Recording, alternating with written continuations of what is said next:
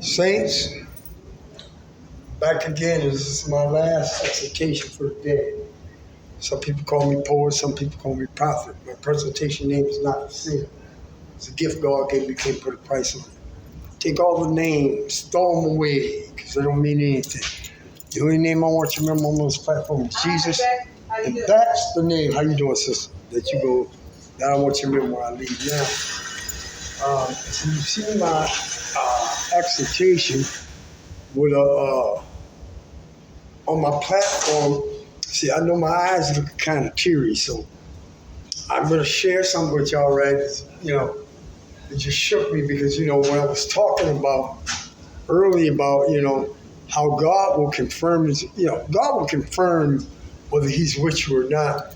And the last, I think it was a couple hours ago, I put something out. I want to share a piece of testimony with y'all because like I told you, this is not the Truman Show, this is the Jesus Show. But I'm going to take you down through all my life experiences, everything that I experienced. I'm going to come give it back to you because I'm here to show you that God is working through you and God's power is in you. But earlier, a guy asked me to go up and get him some food up the street, up near Walgreens at one of the stores. And he had asked me that. I told him that I would go up and get it for him. So when I got up there, after I got the food, there was a woman that came running across the parking lot. And she told me, she said, I prayed to God that I would see you again. And I looked at the woman. There you go, bro. How you doing? How you doing, bro? And I looked at the woman. And she says, you don't remember me. And I told her, I says, I've never seen you a day before in my life. This is not the time that, like I told you, I have to experience God's power. And this here, it shook me profoundly because, this is what I'm trying to tell you. God will show you when he's with you. And so she says, you don't remember me? And I told her, I said, I don't remember your face. God had changed her soul that I didn't remember her face. So that's why when you do a good deed, you don't never know. It doesn't matter how small it is. But she started explaining to me that like when I had got out of prison, and this was like in 2000, and I was violating my parole going in and out, and I was in a halfway house over in Brooklyn at the time.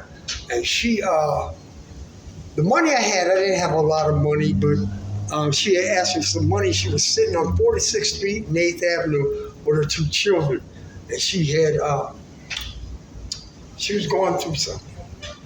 So I didn't have I just sold into her life. I'm not going to tell you how much I gave her. I sold into her life. It wasn't anything substantial. I sold into her life.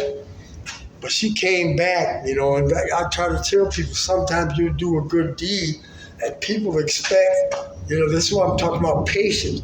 Some seeds that you will sow. People, if you plant an apple seed, people want the tree to grow tomorrow. It doesn't work that way in the realms of the spirit. The whole thing is that she sat there and I hugged her and we sat there and cried together because I couldn't believe it. You know what I'm saying? But God, and this was in Manhattan when I met her. You know what I'm saying? I was living in Brooklyn. You understand what I'm saying? So she showed back up in my life. She wanted to give me some money and I didn't even take it. I have money. I didn't even take it because I try to tell people that, you can place value on money, material possessions, but the only thing that you're going to remember when you leave this life are the good, the beautiful and good situations that you've been in and how you've dealt with people. That's all you're going to leave them with. So whatever you're going through in life, you can place your value in anything that you want.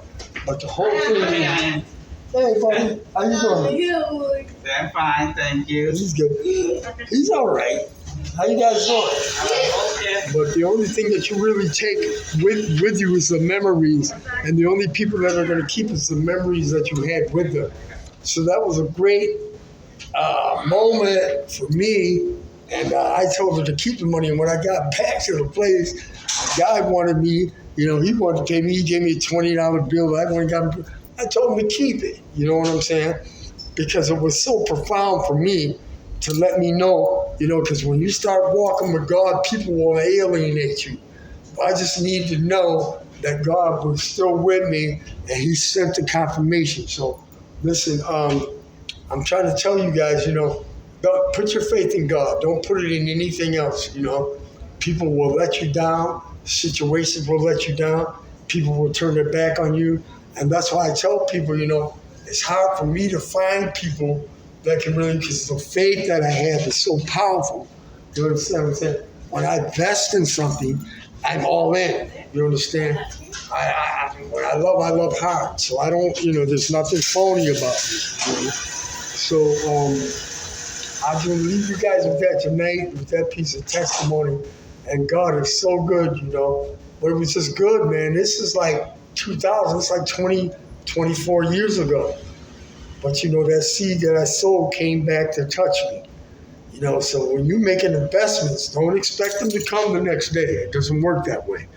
It's all about the journey. People want to go to the destination, but they don't want to go through the journey.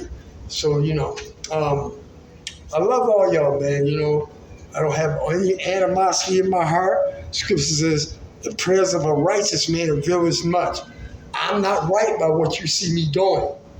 But you can understand that when I walk upon you, my heart and my intentions are to do the best thing for us and not for myself. So let it be written, so let it be done.